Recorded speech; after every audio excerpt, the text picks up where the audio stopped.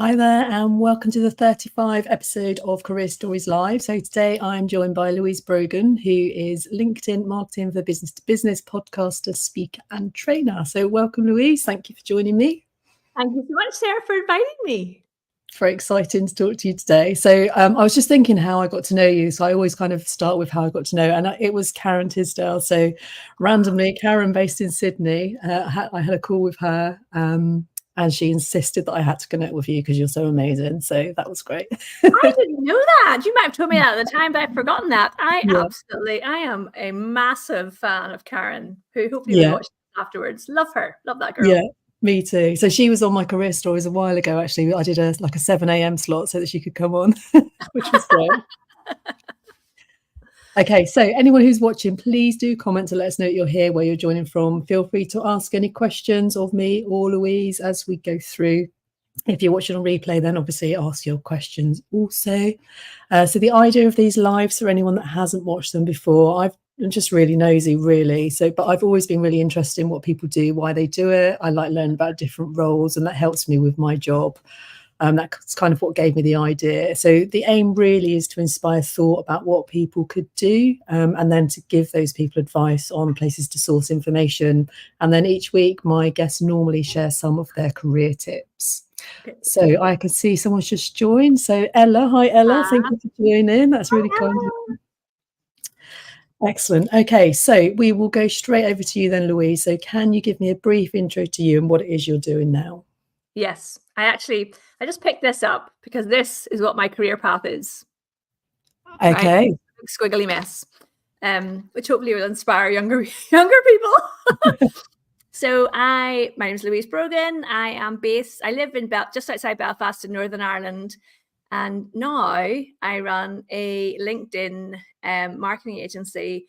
I have a team of 5 working with me, and we do content marketing, including video.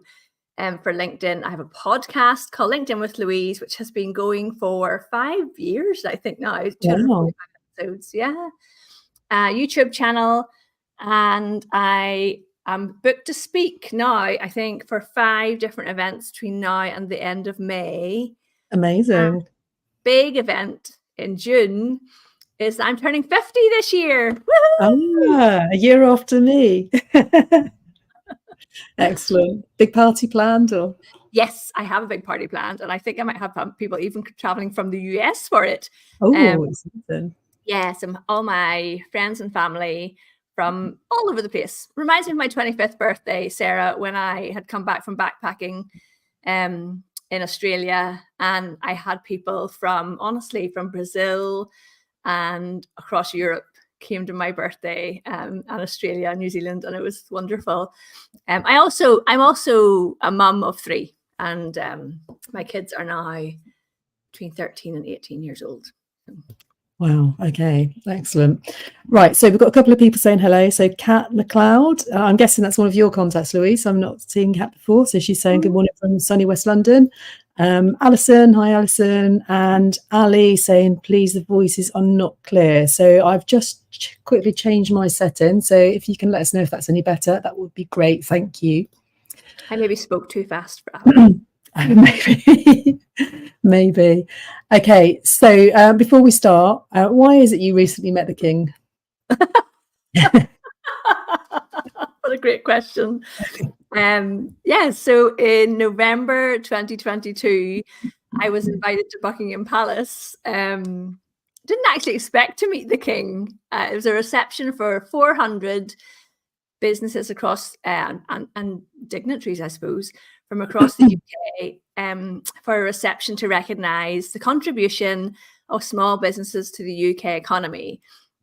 And when I got there, Sarah, I'll never forget it. When we got inside, I couldn't find my name badge, and I thought, "Oh, not meant to be here." And one of the king's team look at you. Came over, and I had a pink ticket, and everyone else had a blue ticket. I was like, "Ooh."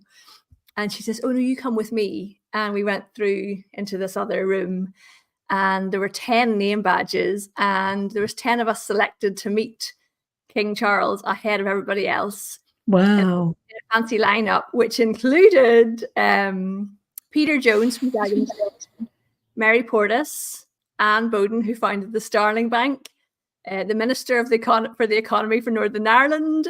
So, in other words, all these people that you would have heard of. Yeah. And then me, so it was amazing. So yeah. Oh, that's so cool. Amazing event. Really good. Yeah, brilliant. Yeah, cool. Oh, that's cool. Okay, well, right, let's get back to your career. So early career. So I always like to start with, did you have a job whilst you were at school or college or university? And if so, how has that helped you? Yes. So this is interesting. It's only when you look back on things and you think there's a pattern here. So at school, I worked for £2 an hour in the local petrol station in behind the counter. It was the people I babysat for, which I suppose was my first job. Yeah. It was there. They owned these like 3 petrol stations, and I worked behind the counter in there. And then I obviously decided I liked earning money, and I became an Avon catalogue lady. I was like 17. Nice.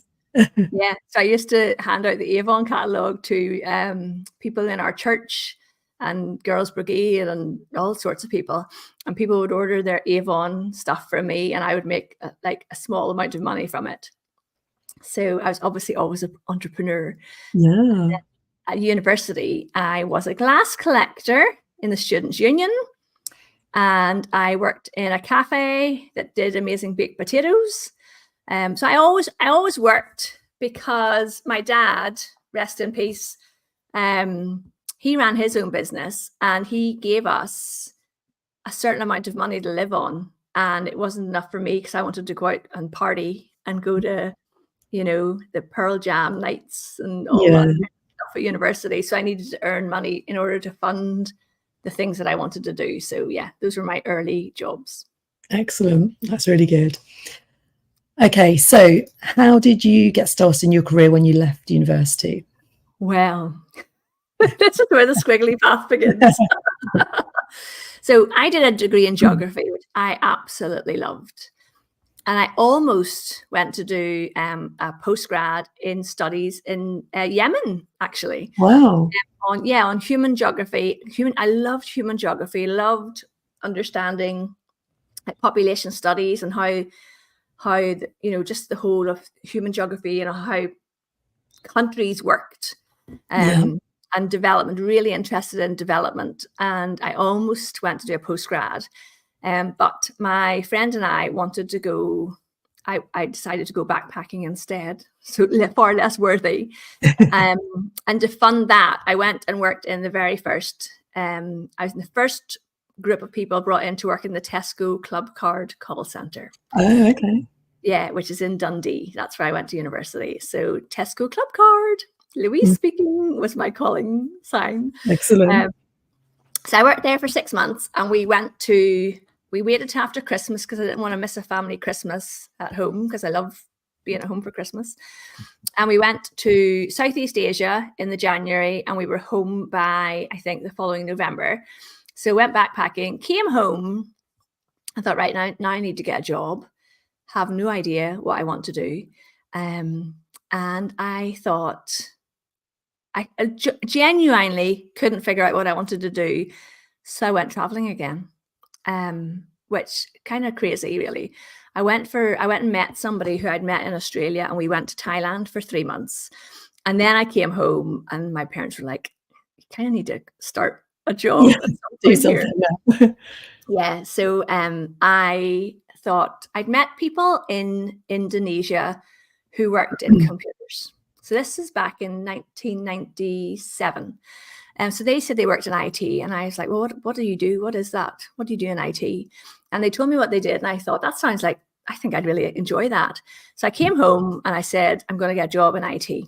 So in the Guardian, in the job section, there was a job for graduates in IT, and I applied for it. And I was on the IT help desk for, it was an agency, actually. Now I look back, I don't know what an agency was or anything. Yeah. We went to Reading for a month's training, and then they sent us out to work on help desks, IT help desks. And I ended up working in the help desk for Seagram's, who own back then they owned Tropicana Orange Juice and they owned Universal Studios, I think.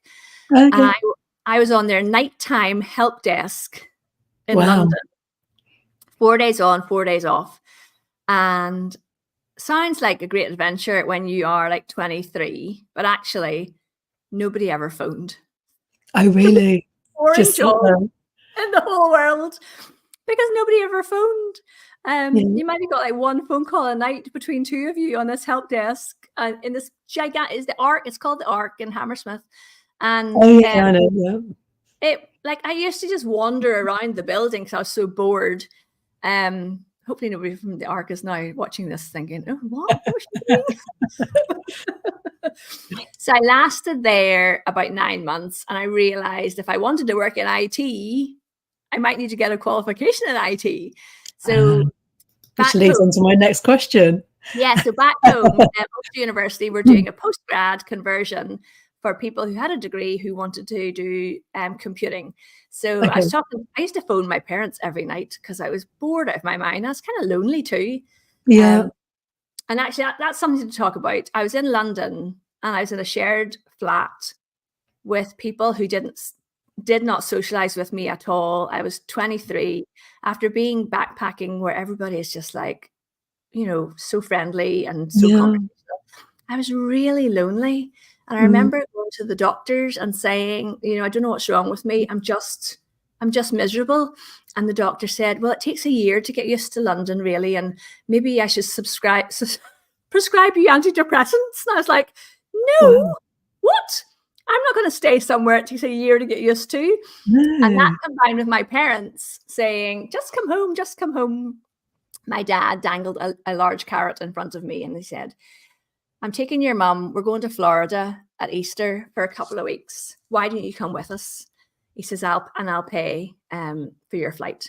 And I was like, okay. So I went and I quit my job and I came back and I signed up to do the master's in computing.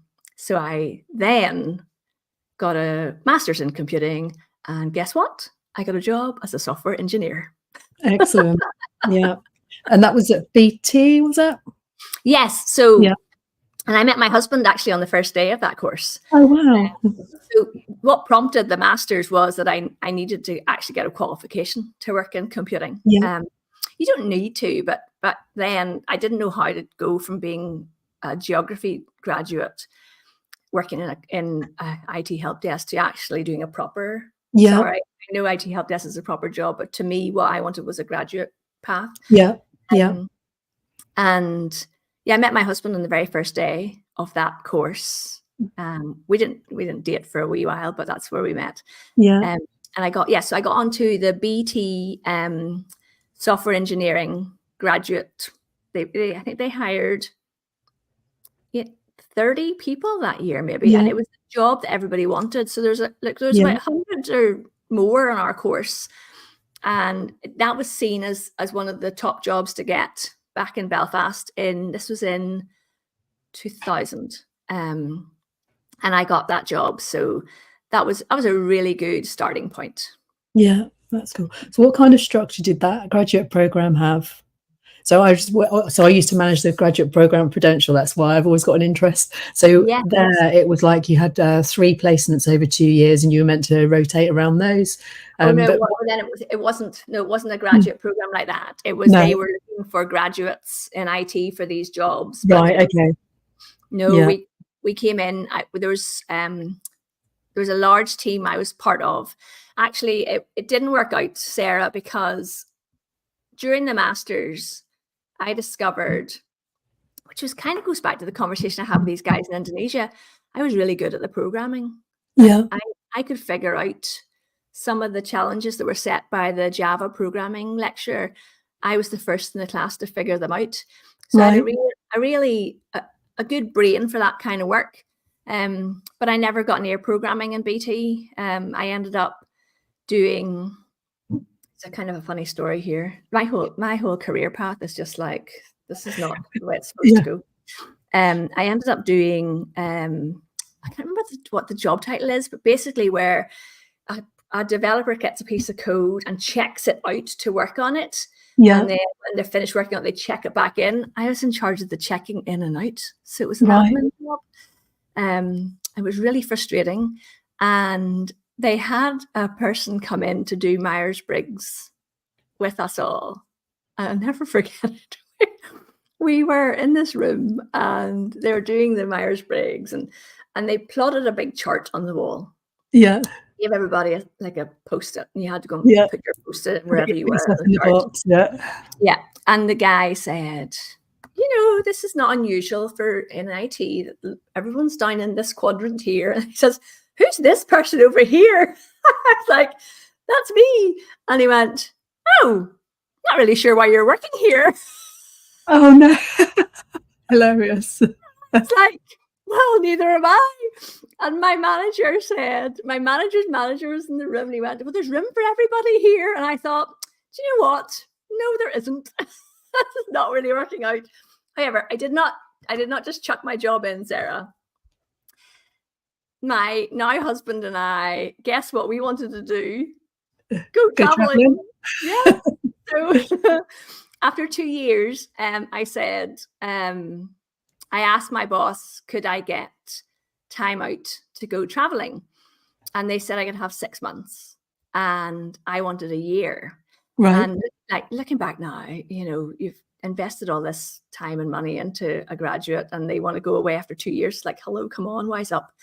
Maybe they could have said, well, actually, you could go and work with one of our partners in Australia or something. That would have worked really well. I've been very happy to do that. But that wasn't an opportunity I had offered to me. So he said, you can go for 6 months. So off we went. And we had an amazing time. But after 6 months, I just said, I don't want to go back to Belfast. I'm not ready to go back to Belfast yet. And I said, can I have the year? And they said no.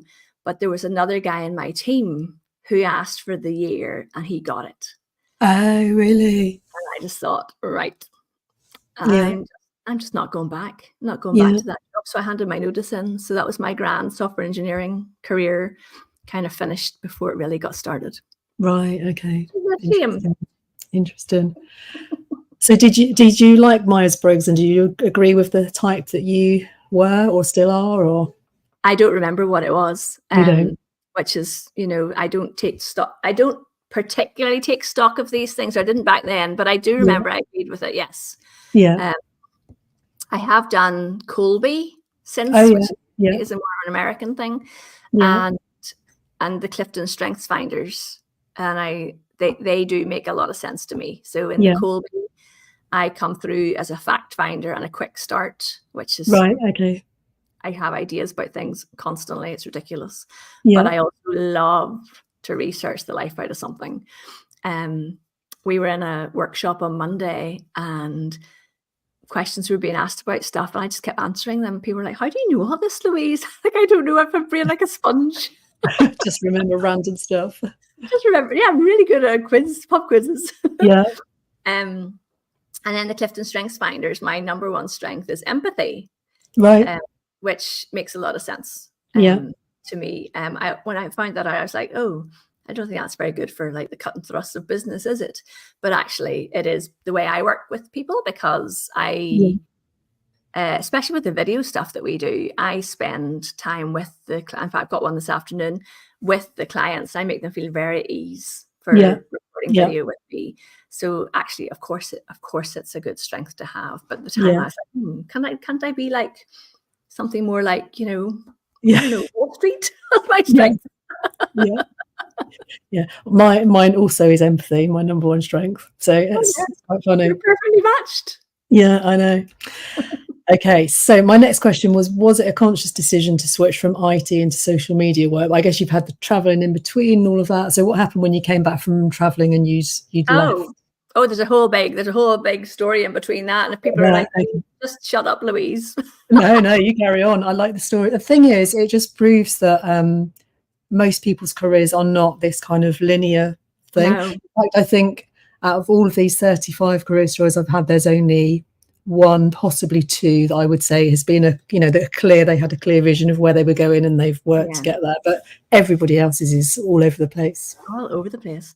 So when we came back from traveling, I had made the decision that I wanted to do a job that mattered. Yeah. So I applied to be an IT project officer within the health service, and I got that job, and it was a really good fit for me. And I became an IT project manager after a few years. I can't remember now, but I was there for 10 years. And what it involved was, in the health service, you need a lot of software to run the health service and to connect, to connect what's happening in the district nursing office with the social work office, with the ordering of equipment over here and the registering of hours. And, there's so many aspects to working in healthcare that involve IT computer systems, just who's on shift next week, that can all be run through computers. Yeah. So the job involved working with the software companies who would create the software, then the healthcare workers on the ground, so that you were getting the right software to fit what they actually needed for their job, director level. So you had to report to a project board like once a month on the progress of things, but also because it's public sector and you haven't got like an inexhaustible amount of people, you also would have been training the staff on how to use the software. So maybe there was a new nursing system coming in, and I would have gone around all these district nurses' offices and sat with like teams of 3 or 4 and showed them how to use the computer systems. And I loved it, really loved it. And then I had my kids. So I think I started that job in 2002, maybe. And I had, no, maybe later, 2004 possibly. So we got married 2004. Might have started 2003. 2003. We got married 2004, and I had my first child in 2005. And when she was born, I wanted to be part-time. Yeah. Because I wanted to have it all. I wanted to be a mum. Yeah. Be at home with my kids and have a good career and earn good money and have it all. And that all went okay for a while. And then I wanted to continue with because I'm ambitious, I wanted to continue with my career path. And I was told unofficially that to do that, I would have to go full time. Right. And I didn't want to go full time. So I started thinking I need to do something else. I thought it was crafts, as in card making crafts. Wow. Okay. So my sister, who is very creative, we started a little business on the side, making and selling craft supplies. And actually I started that on my first maternity leave, because I'm not the kind of person, even though I wanted to be at home for my babies, I didn't want to just sit and, bake all day long. Yeah. So I started a business on the side with my sister, and I had the crazy notion when I had my third baby to open a shop. So I opened a craft shop when my youngest was 3 months old and still worked part-time in the health service. So I had three kids under 5, a retail bricks and mortar shop, and a part-time job in the health service. Wow. And when I look back now, I think, well, I know what happened.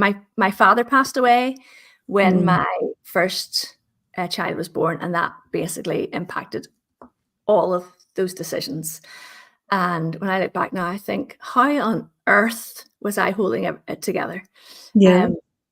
And anyway, fast forward to about 2 years into the shop, an economics development officer came out from my local council to the shop, and I had staff running the shop, obviously, while I was in my job. But I used to like leave work at 2 and fly down the road to the shop for 2 hours, and then go pick the kids up from my mum's or my sister's or the nursery, and go home. And it was bonkers. Yeah. But this economic development officer came out to the shop and sat me down and went through my numbers, and she said, Louise, this business is not making you any money. Like, I know, but I just need to find the thing that's going to turn the corner. And she's like, it's not happening. It's, she says, can you take honest feedback. And I was like, yes, please. Like, this is what I needed, honest feedback. And she's like, Yeah. she says, basically, you're running yourself into the ground trying to do all of this stuff and you're not making any money in this business. Yeah. And she says, but you seem to know how Facebook works. And I am like, yeah, like I love IT. I love tech. I love doing stuff on the internet. Yeah. If you remember back to the job I did in Seagram's in the IT help desk, the way how I whiled away those hours was I joined online forums and met random people from all over the world. And it was Americans because they were awake because it was late.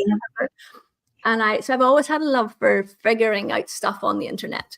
And she said, you seem to know how to use Facebook, and most small businesses don't really know how to do that.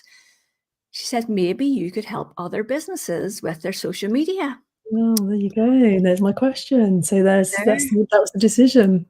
There is a really good idea. Yeah. So I was so lucky, Sarah. I contacted my landlord and they let me out of my lease. Yeah. Because the landlord was actually a not-for-profit. Right. So okay.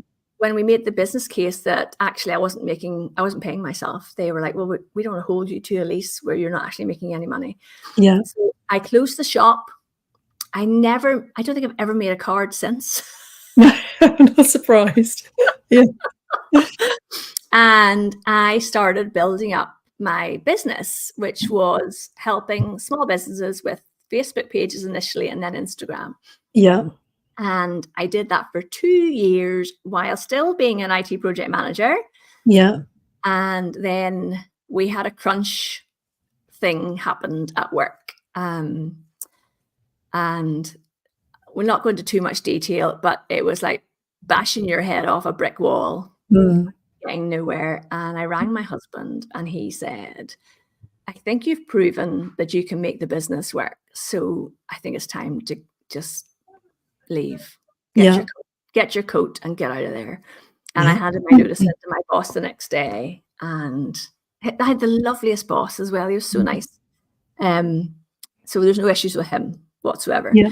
But I handed my notice in the next day. And then it was like, okay, now we're a small business owner. So that's a very long story. That's how I ended up working. I love the way that you're answering my questions before I put them up on the screen. So there you go. Yeah, it was. So that's how, the situation I was in at work was beyond frustrating. And I thought, right, you know what? Let's leave the work, see if the business will work. I had built up enough money in the business. I didn't touch any of the money in the business. So all the money I earned from doing the Facebook and Instagram pages and stuff, I'd kept in a bank account, didn't touch it. So I knew I had enough to cover at least 1 year's salary of my job. Yeah. So I had, because I am very risk averse. I am not jumping off a cliff and building my parachute on the way down. No, not a mission. I'm making sure that an architect has already created a nice stepping stone path to the bottom of the cliff. So I thought, I'll do this. And if it doesn't work out, it's okay, because I have a master's in IT. I know I can get a job. Great confidence in myself to get a job. I never failed an interview, which was good. Excellent. Yeah, that's very good. So, but I probably didn't do that many, but I never failed a job interview. So I thought, we'll do it for a year, see how it goes. And as they say, never look back. Never look back. Excellent. So I'm conscious I've got loads more questions and we are kind of running out of time. Have you got time to stay on for a few more minutes? Yeah, of course. You can shut me up sometimes. Okay. No, that's good. I think there's so much really useful stuff here. So you've got some voluntary work as well on your LinkedIn profile. So has that helped you in your work? And would you recommend other people did similar kinds of thing? I think at the right time, yes. When you have the time to do it. Yeah. I would say that women who are juggling a lot of things don't do the voluntary work as well. Let other people pick that up. There's a time and place to do volunteering in your career. Even when I was doing the Facebook and Instagram pages for people, I would have helped out, like people at the church, stuff like that for free. And with the lean in work that I did that for a year. And that was part of networking, really, to build my relationships with those people who were in that network. So something like that works. But when you've got to measure, are you able to earn the income and living that you want with the time you have? And if you look at your time spent in the last month or last 7 days, and you think, well, actually 10% of my time is spent on voluntary work, and I'm not earning what I want to earn, then it's time to let go of the volunteering for a while and go back to doing work that is earning you the income you want. And then you get to a place where, now I've been doing the small business networking and networking events now for a few years, which is probably how I got invited to Buckingham Palace. And I love that stuff, but I do that because I am now in a position where I have the freedom to do that. So yes, I really believe in giving back, but I would urge caution for women, especially, not to do too much, because they say, who's the best person to ask to do something for Someone free? really busy. Someone who's really busy. And actually maybe look at the other person and let someone, especially those working mums, let them off the hook. I agree. I would. That's a really good advice. And I was similar. I was doing a charity trustee position, and you do end up giving way more time than you anticipate, because you want to do a really good job, and it does impact the rest of your life, really. So totally. So last question about your business. So when did you go from solo to employing people, and what gave you that confidence to know that your business was scalable like that? Oh my, that's like such a massive question. Sorry, 5 words. I'm joking. So I invested in coaching in 2017, and without that, there's no way on earth the business would be what it is now. So I really recommend that you look, if you want to grow or move on in your career, a coach is worth their weight in gold when they're the right one. So my business was doing really, really well, but in order to get to the next level, I kind of needed more of me, and I didn't have more of me. And I brought in some team members, I think 3 years ago. So I brought in my first writer. But before that, I always had a VA. Ironically, right now, I don't have a VA because just for certain circumstances, which is hilarious. I was on a podcast recently, and Louise, if you have, don't you think you should have an assistant? Yeah, of course I do. I just don't have one right now. But I would say, so I've always had a VA, and then I brought in a writer, probably to test it out, Sarah, to see if I would like having a team. And it turns out that it has been quite a slow process in employing people, but now I love it. My team are brilliant, and they do all the. I go out and get the leads and bring people in, and my team then are writing the content, organizing the graphics, editing the videos, doing all that work alongside me, and it is brilliant. That's really good. The confidence to know my business is scalable. I think sometimes you've just got to make a leap. That is where, I think, and I got really good advice recently. So I'm on a government program here in Northern Ireland called Ambition to Grow, and part of that is hiring two team members. And I'm like, oh, that's a big thing to hire, for into part-time positions, because my team are mainly contractors. And somebody said to me, well, you could bring somebody in as a contractor, and if they work out, then you could hire them. So you don't have to go straight out and just hire a team of 5 people, unless you've got a trust fund or something backing yourself up. So again, with everything else, it's tested out, and if you feel ready to move forward, then move forward. And then when you look back at those things, you think that was actually a really big moment, and I didn't even really realize that it was happening. So Excellent. Okay, so values. So generally we talk a little bit about values, but do you think your personal values have an impact on the type of organization or client that you will work with? Yes. And I think it's why the clients who come to us who want to work with us. I think it's mutual. Yeah. So there's a lot of integrity. Yeah. There is people say, oh, give me a quick hack for using LinkedIn. I'm like, no, I won't. No. There is no quick. It's a long game. No. Yes, do the work. Yeah. So I'm a very honest person. I think people appreciate that as well. And yeah, do they have impact on the type of organizations or clients I will take? Yes. So they're mainly professional services clients. Yeah. So I know there's lots of people out there who say about their different ways, and they're a bit sweary and all that stuff, and that's fine for them. That's just not who I am. And I think I attract the professional services types of clients as well.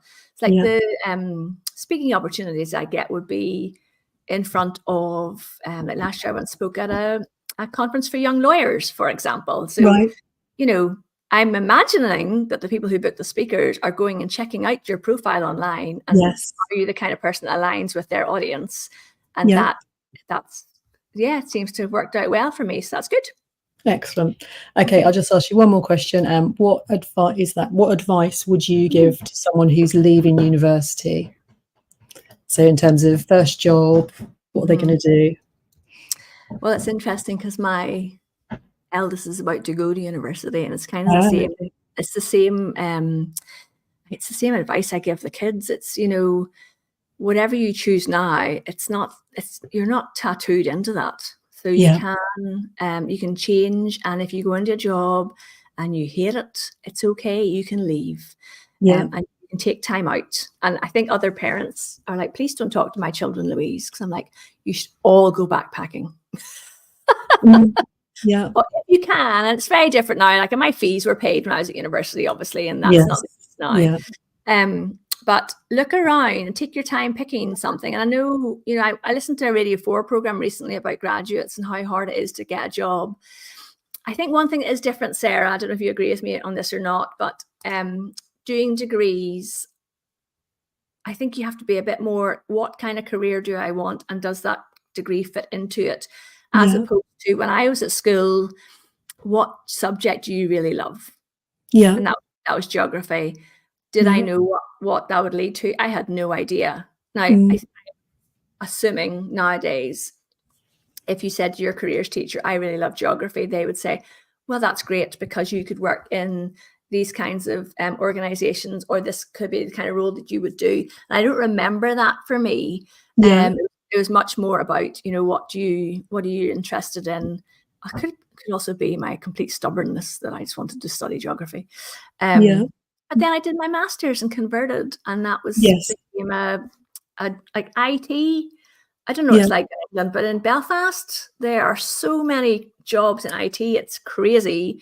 And if you're an IT graduate and you're like, really? Yeah, get over here. There's a lot of work. Really? Okay, well, that's good advice. Excellent. Okay, so thank you for that. So are you taking on clients at the moment? And if so, what's the best way for people to get in touch with you?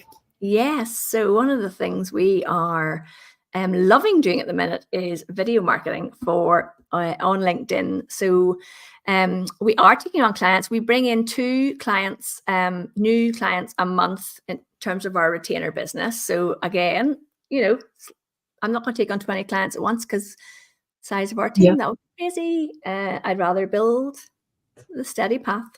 So 2 clients a month we bring on board, and those are people we do the content marketing for them. So we take care of all of their content for LinkedIn, for the company page, and for the CEO.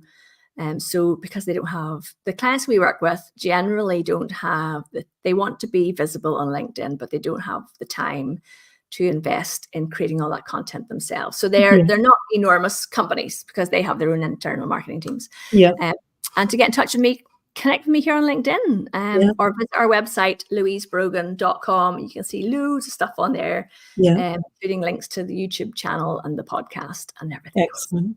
That's cool. We haven't even had time to talk about those, but I know you hit 1 million views, didn't you, recently? Last year, yes. Yeah. And actually, do you know what? I'm on a push to hit 10,000 subscribers because we are currently on live update. Let me just tell you.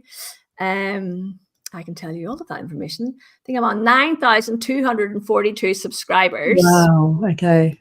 So, and I can tell you, if you would like to know my views so far, all time lifetime views on YouTube are 1.24 million.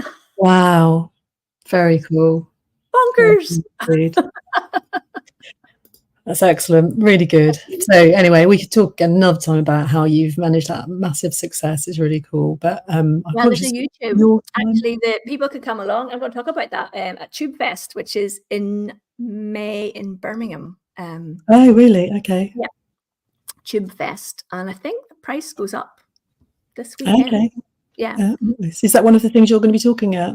Yes, I'm talking at Uplift Live, which is the LinkedIn conference in March in Birmingham. That's 21st of March.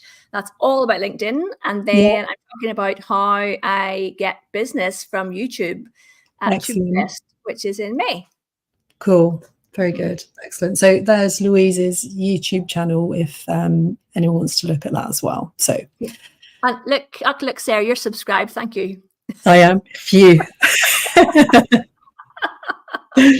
Excellent. All right. Well, thank you so much, Louise, for joining me today. And thank you to everyone that's watching. I've just seen that Ella's made another comment saying so true about choosing a career rather than the favourite subject to study. So, yeah, I think there's definitely a balance. I think kind of depends a bit on the person and stuff as well. But yeah. Okay. So anyone that's watching on catch up, please do feel free to ask any questions and we'll go back to them afterwards. And next week I'm back with Russ Hartland-Shaw, who is an executive business coach and founder of Breathe Business Coaching. So that's good. Looking forward to chatting to Russ. So thanks again, Louise, and see everyone next week. Bye. Bye.